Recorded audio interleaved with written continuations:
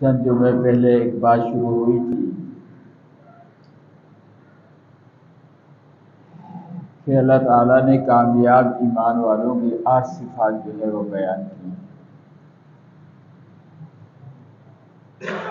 ان 8 صفات میں پہلی صفت جو اللہ تعالیٰ نے بیان کی، قد افلح المؤمنون الذین هم فی صلاتهم خاشعون،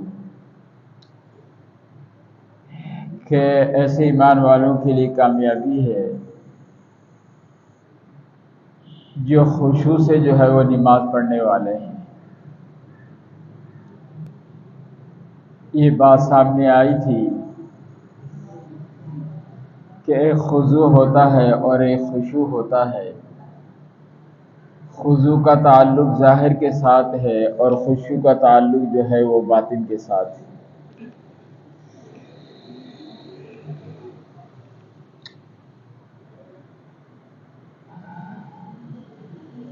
خضوع کا معنی یہ ہے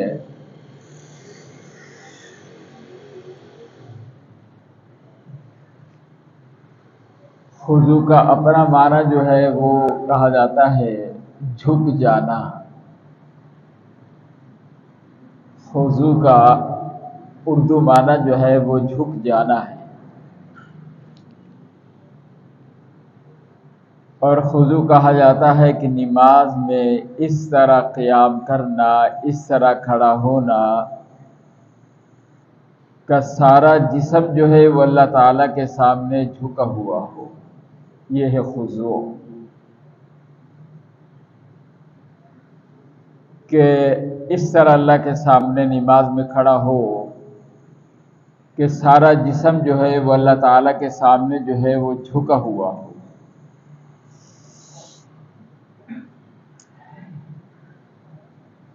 ایک ہے نماز پڑھنا اور ایک ہے نماز کو سنت کے مطابق پڑھنا۔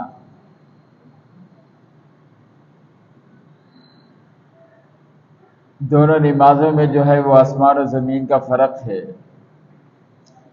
نماز پڑھنا اور نماز کو سنت اور آداب کے ساتھ جو ہے وہ پڑھنا۔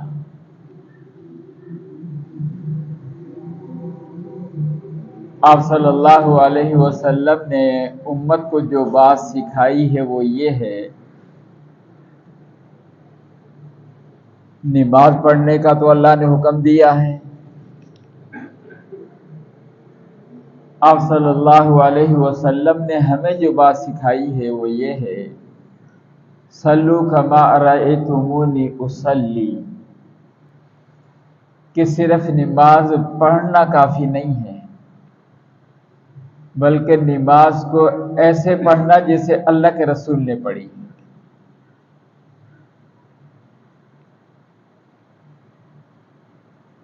شیخ نے جتنے بھی نماز کے فضائل لکھے ہیں، حدیث قرآن میں جتنے بھی نماز کے فضائل آئے ہیں، وہ اس نماز کے لیے ہیں جو سنت کے مطابق۔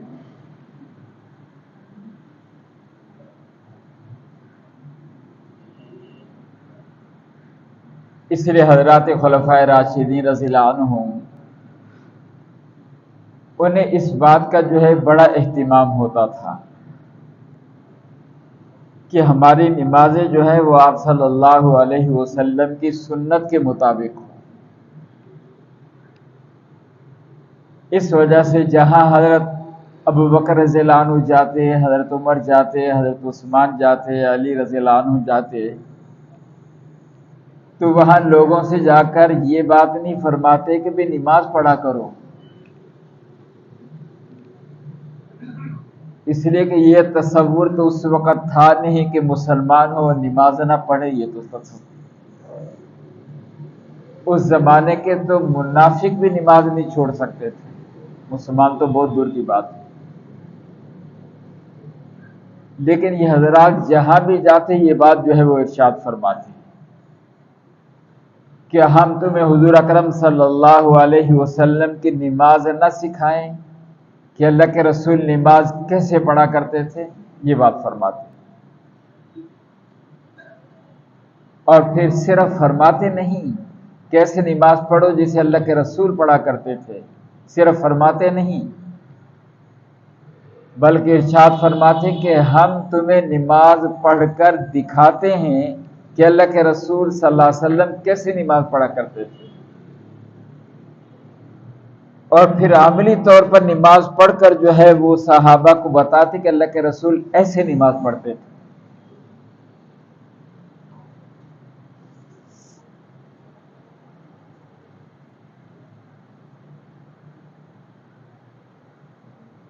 عبداللہ بن مسعود رضی اللہ تعالی عنہ اپنے شاگردوں کو نماز کی احادیث پڑھا رہے تھے۔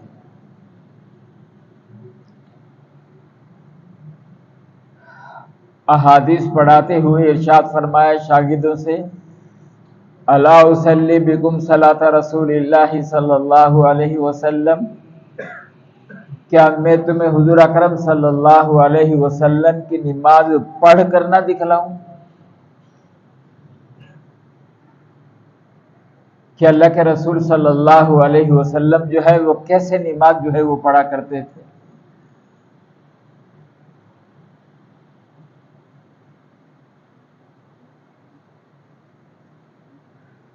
عبداللہ رضی اللہ عنہ لوگ کہتے ہیں کہ ان کی نماز جو ہے حضور اکرم صلی اللہ علیہ وسلم کی نماز کی بڑی مشابہ تھی، اس لیے کہ عبداللہ نے نماز اپنے والد زبیر سے سیکھی تھی، اور زبیر نے نماز جو ہے ابو بکر صدیق سے سیکھی تھی، ابو بکر صدیق نے نماز حضور اکرم صلی اللہ علیہ وسلم سے جو ہے وہ سیکھی۔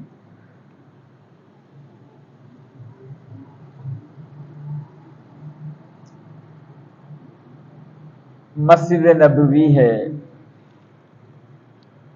اولین اور آخرین کے سردار جو ہے وہ موجود ہیں، اور اس امت کے افضل ترین لوگ موجود ہیں۔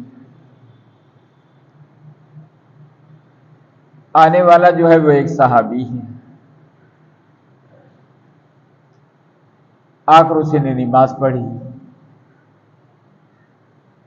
اور نماز پڑھ کر آ کر مجلس میں آئے اور سلام کیا، السلام علیکم یا رسول اللہ۔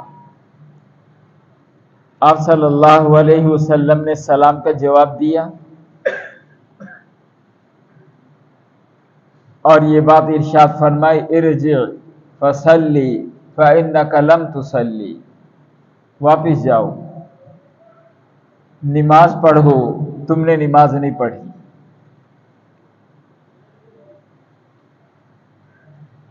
اب یہ صحابی اٹھے، پھر تھوڑا دور گئے، پھر نماز پڑھی، اور پھر نماز پڑھ کر آئے آپ کی مجلس میں، پھر آ کر سلام کیا۔ بخاری نے اس روایت کو نقل کیا ہے، صاحب مشکات نے اس روایت کو نقل کیا ہے۔ پھر آپ صلی اللہ علیہ وسلم نے ارشاد فرمایا، ارجع فصلی فإنک لم تصلی، جاؤ واپس جاؤ، نماز پڑھو، تم نے نماز نہیں پڑھی۔ یہ صحابی پھر دوبارہ گئے، نماز پڑھی ہے، پھر تیسری مرتبہ پھر مجلس میں آئے ہیں، سلام کیا ہے، آپ نے جواب دیا ہے، آپ نے پھر تیسری مرتبہ یہی الفاظ فرمائے، ارجع فصلی فإنک لم تصلی، واپس جا، نماز پڑھو۔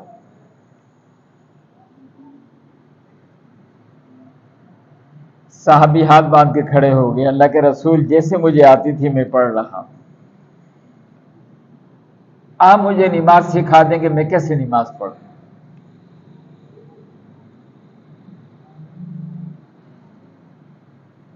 اب یہ صحابی سارے فرائض پورے کر رہے تھے، ساری واجبات جو ہے وہ پورے کر رہے تھے،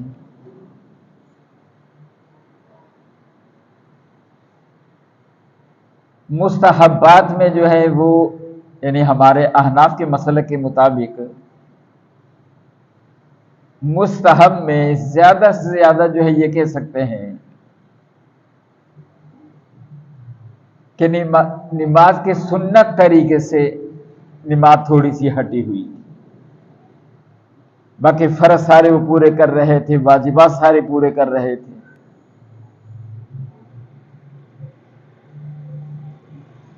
اس لیے اس حدیث کو بنیاد بنا کر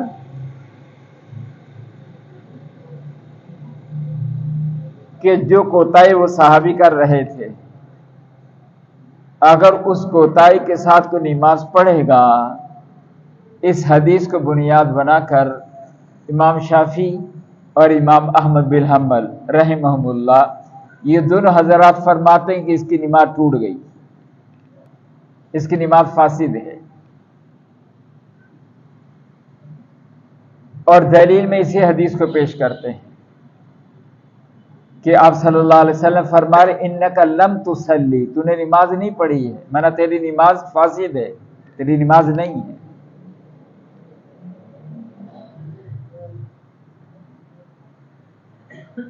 امام ابو حنیفہ رحمہ اللہ یعنی اماموں کی امام ہیں، وہ سارے اماموں کے استاد ہیں، 17 صحابہ سے امام ابو حنیفہ رحمہ اللہ نے حدیثیں حاصل کی ہیں، پہلی صدی کے لوگوں میں سے ہیں، 80 میں جو ہے امام صاحب کی ولادت ہوئی، انس بن مالک رضی اللہ عنہ جیسے صحابہ سے جو ہے وہ حدیثیں جو ہے وہ حاصل کی، اتنے بڑے آدمی۔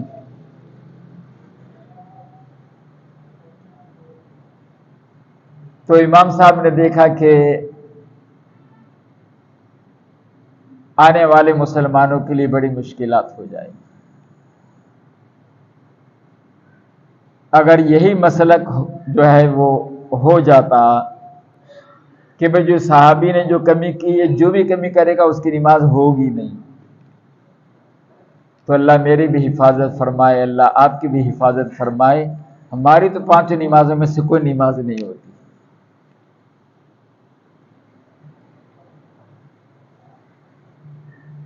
اس لیے امام صاحب رحمہ اللہ نے فرمایا کہ حدیث کا یہ مطلب نہیں ہے کہ نماز اس صحابی کی فاسد تھی، بلکہ حدیث کا مطلب یہ ہے کہ تجھے اس نماز پر جیسا اجر ملنا چاہیے تھا ایسا اجر تجھے نہیں ملا ہے، جاؤ دوبارہ پڑھ۔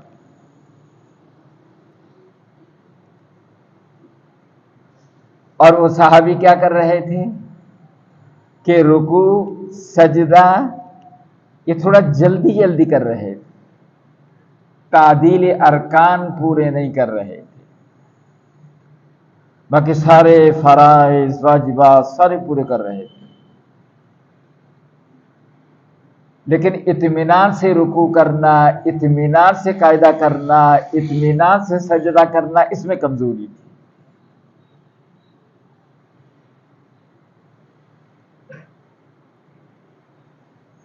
تو 3 مرتبہ آپ صلی اللہ علیہ وسلم نے ان صحابی کو دوبارہ نماز پڑھنے کے لیے جو ہے وہ کہا، اور تیسری مرتبہ پھر آپ نے خود ان صحابی کو نماز سکھائی کہ بھی جب سجدے میں جاؤ اطمینان سے سجدہ کرو، جب رکوع میں جاؤ اطمینان سے رکوع کرو، جب جلسے میں بیٹھے تو اطمینان سے جو ہے وہ جلسے میں بیٹھو۔ اس سے صحابہ کو پتہ چلا کہ یہ ارکان کی تعدیل میں جو ہے وہ کوتاہی کر رہے ہیں۔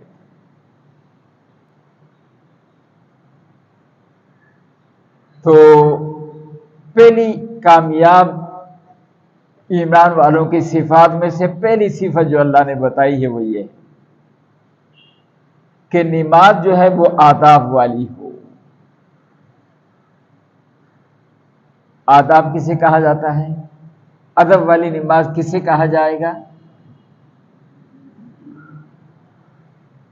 کہ جس وقت جو عمل آپ صلی اللہ علیہ وسلم نے کیا ہے اس وقت یہی عمل آپ کے طریقے کے مطابق ہو جائے، اس کا نام ادب ہے۔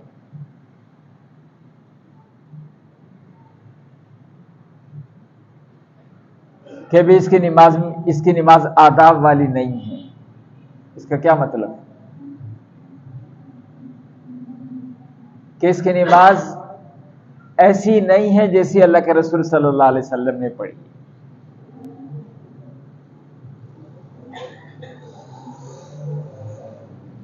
مثال کے طور پر ہماری نماز شروع ہوتی ہے قیام سے، سب سے پہلے آ کر ہم کھڑے ہوتے ہیں اللہ کے سامنے، قیام سے ہماری نماز شروع ہوتی ہے۔ تو ایک قیام با ادب ہے، ایک قیام بے ادب ہے۔ ایک کھڑا ہونا سنت والا ہے، ایک کھڑا ہونا سنت کے خلاف ہے۔ اگر قیام سنت کے مطابق ہے تو یہ قیام با ادب ہے، اگر سنت کے خلاف ہے تو یہ قیام بے ادب ہے۔ جو نماز پڑھے گا وہ کھڑا تو ضرور ہوگا، الا یہ کہ معذور نہ ہو، اسے نماز کھڑے ہو کر شروع کرنی ہے۔ لیکن اب یہی کھڑا ہونا با ادب بھی ہو سکتا ہے، بے ادب بھی ہو سکتا ہے۔ اللہ کے رسول صلی اللہ علیہ وسلم کا جو سنت والا قیام ہے وہ یہ تھا کہ قیام کا مطلب یہ ہے کہ سر سے لے کے پاؤں کو ناخن تک میرا پورا جسم جو ہے وہ قبلے کی طرف متوجہ ہو، جسم کا کوئی حصہ قبلے سے پھرا ہوا نہ ہو، اور پورا جسم کامل طور پر جو ہے وہ قبلے کی طرف ہو۔ یہ ہے قیام سنت والا۔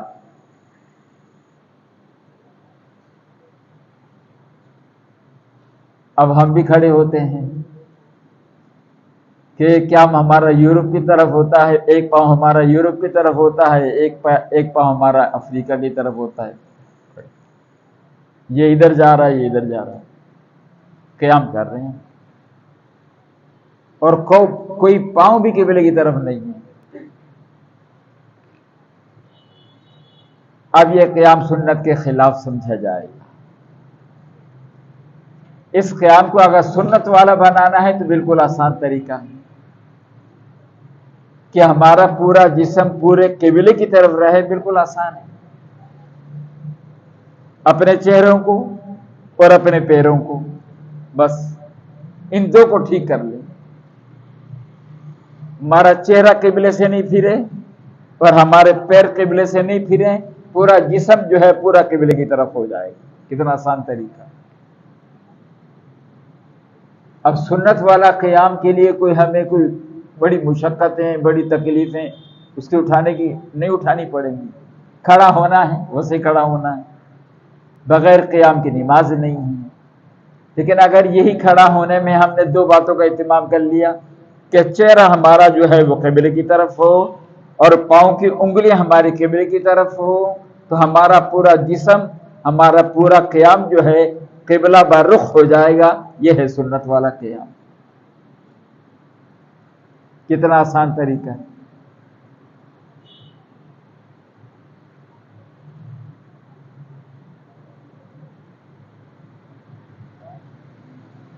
حضرت علی رضی اللہ تعالیٰ عنہ کا تو رنگ بدل جاتا تھا،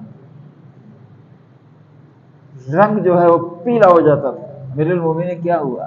کہا نماز پڑھنے جا رہا۔ پھر کہ نماز پڑھنے جا رہا ہوں،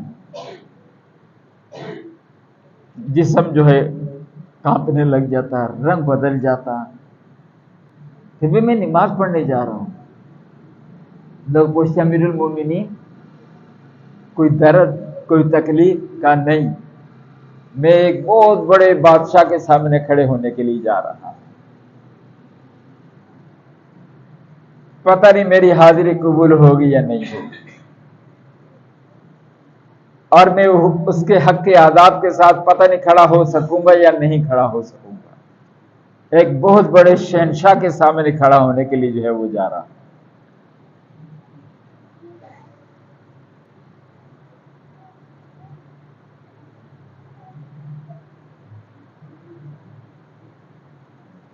ذی-النون مصری ایک بزرگ گزرے ہیں، مشہور بزرگ،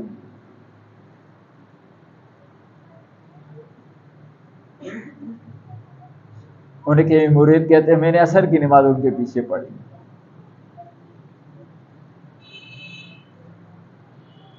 کہ جب انہوں نے کہا اللہ، جب یہ تکبیر کے لیے جب یہ لفظ کہا تو مجھے ایسا محسوس ہونے لگا کہ میرے جسم سے جان نکل گئی۔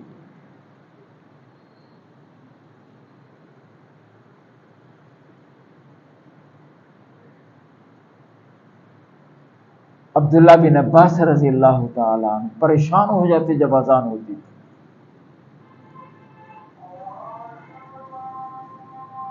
کہ نماز کا وقت ہو گیا ہے. اب تھوڑا سا اگر دماغ میں اس بات کو ہم یعنی جو ہے وہ حاضر کر لیں کہ ہم جا کدھر رہے ہیں. ہم نے تو یہاں روڈوں پر دیکھا جو ہے وہ اگر ایس پی صاحب باہر نکل کر آ جائیں تو یہ پولیس والے بیچارے ایسے یوں اکڑ کے سیدھے کھڑے ہوتے ہیں کہ یہ سوچ نہیں سکتے کہ ہم یوں بھی ہوں گے. ایسے بالکل ٹینشن، یعنی ان کے کپڑے بھی نہیں ہل رہے ہوتے نہ وہاں سے کپڑے ہل جاتے ہیں. ان کے کپڑے بھی اتنے ڈرے ہوئے ہوتے ہیں کہ وہ بھی بالکل حساب کھڑا ہوا ہے سامنے. ہم بھی اللہ کے سامنے آتے ہیں اور یہ تو مسلمان ہونے کی حیثیت سے میرا اور آپ کا یقین ہے اللہ میں دیکھ رہے ہیں. یہ تو ہمارا عقیدہ ہے نا کہ اللہ میں دیکھ رہے ہیں. تو اللہ ہمیں دیکھ رہے ہیں، ہونا تو یہ چاہیے تھا کہ ہم بھی اللہ کو دیکھتے، لیکن ہم تو بہت گناہگار قسم کے لوگ ہیں. لیکن یہ تو ہمارا عقیدہ ہے کہ اللہ ہمیں دیکھ رہے ہیں. تو اللہ تو ہمیں دیکھ رہے ہیں جب ہم کھڑے ہوئے ہیں. تو سب سے پہلے جو ہے ہمارا ظاہر جو ہے وہ سامنے آ رہا ہے اللہ کی، اور اس کی ابتدا قیام سے ہو رہی ہے. اس لیے اگر قیام با ادب ہو جائے گا، سنت والا ہو جائے گا، تو سارے اعمال آہستہ آہستہ جو ہے وہ سنت والے ہوتے چلے جائیں گے، جن سے ہماری نماز جو ہے وہ سنت کے قریب ہو جائے گی. اس نماز پر اللہ نے اتنے وعدے کیے ہیں دنیا اور آخرت کے اعتبار سے کہ ایک نماز ہماری زندگی کے سارے مسئلوں کو حل کر دے گی، بشرطے کی نماز. اللہ مجھے اور آپ کو ایسی نماز نصیب کرے.